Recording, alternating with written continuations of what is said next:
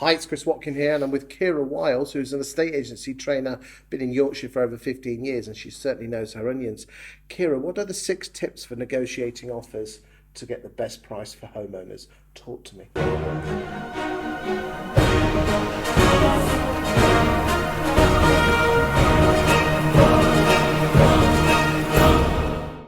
Okay, so your first tip, and I've talked about it before, structuring your conversation. So every time you take an offer, you're going to use the same kind of structure. Be completely in control. Okay, so when they ring, whoever your buyer is ringing and saying, I really want to put an offer in, and they're so excited to give you that figure, don't take the figure, get the whole background behind it first, so build the rapport with the person.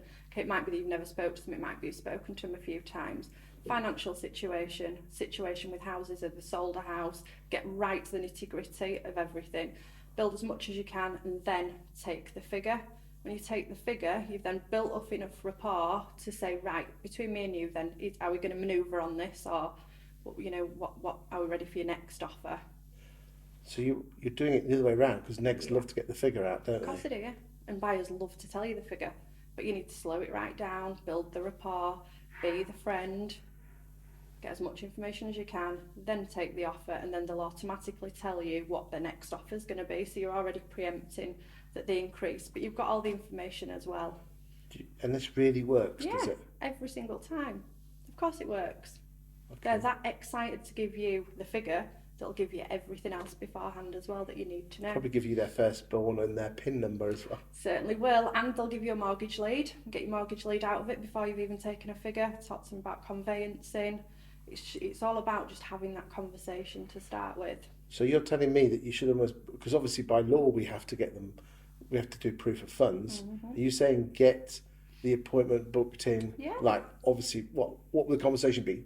Obviously, we need to check that your offer's in a good position legally. So, and then how would you get them booked in? So it'd be a really simple case. So talk to me about your financial situation. So they'll say, oh, I've seen so and so who's a mortgage advisor. Brilliant. Who have you compared them against?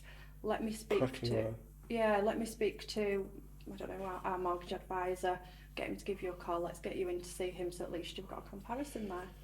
And would you book the appointment or get the mortgage arranger to give them a call? Or both, depends. Either way, as long as they're in, I don't think it matters. I think that the less phone calls you can do, the better, because you've got to have in the back of your mind that they're thinking constantly about this offer that they're wanting to put forward. But yes, be in control of it, so show that you're going to take... And any other top lines for making sure that they get in front of the mortgage arranger? I think it's about choosing the right time, and I think that is the perfect time. Although it's likely they'll have seen someone before that, they need to be comparing. So it's about searching the whole of the market, it's about making sure they have got that best deal, it's making sure that the criteria fits whichever lender they're deciding to go for. What's the second tip for negotiating offers? So be the expert, make sure you've got all your knowledge behind you. When I talk about negotiating offers, I look at it a bit like a courtroom situation. So you've got your house, you've got your buyer, and you've got your vendor. Now in your mind, you need to know exactly what this house is worth, you need to know exactly what your buyer is willing to pay for it, and you need to choose where you are. So each offer that comes in, you need to think, right, is this the maximum they're going to give? And do I need to be saying to my vendor, because of this, this and this, you need to seriously consider this?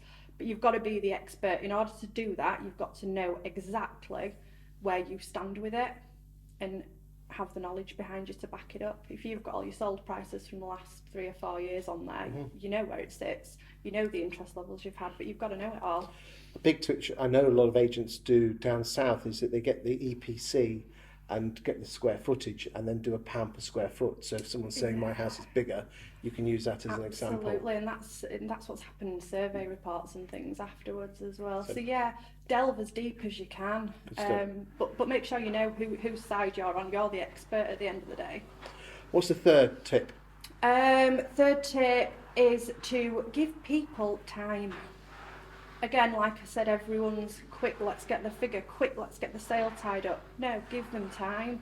Often these people are taking a mortgage out for a huge amount of money. Often these vendors have never sold a property before. It's all a little bit strange to them, they need to get their heads around it. But give them time. If someone's in love with a property, 24 hours won't hurt. Same with a vendor. In order for them to make this decision, It's amazing how an overnight sleep on it works in this game, doesn't it? It's absolutely, but it's amazing how many estate agents, negotiators want to rush it and don't want to give that little bit of time. Now, I take time over choosing a pair of shoes that I'm going to buy for 50 or 60 quid. So if you're looking at a house that, you know, in the hundreds of thousands of pounds, they need time, but we don't. We don't, do we? What's the fourth tip? Fourth tip, learn and practice closing techniques. So lots of different techniques that you're going to use. One of them, again, is give them time. Say, look, I'm going to come back to you tomorrow. I don't want to hear anything from you until then. Let me come back to you. Let's see where we are with it. So you've got to create that bit of urgency with them. But you've got to learn ways that you can, a perfect one is to trial close. So, you know, at the beginning of this video, we talked about getting all the information out of them.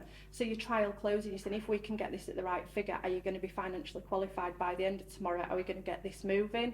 So using different kind of closing techniques, there's lots and lots of them, that's for another video, but learning, practicing, using them, writing things down after you've closed a really good deal and working. Final one. Think outside the box. So if you're struggling to tie a sale up for the sake of £1,000, is there some furniture that perhaps your first time buyer might want? They might go up by £1,000 if we can leave it furnished. If we're selling a property on behalf of 3 sisters, deceased parent or parent in care home, if we're arguing over £900, is it £900 or is it £300 per person? So do you speak to each person? Are we going to lose this sale for the sake of £300? It's thinking completely outside of the box. And if you've got a gap, I've always said it, if you're at £15,000, loggerheads at 15 grand, there's no way you shouldn't be able to close that gap one way or another. But you've got to think outside the box. You've got to give them time. You've got to use all your techniques. You've got to have your knowledge behind you. Excellent. Thank you very much. You're welcome.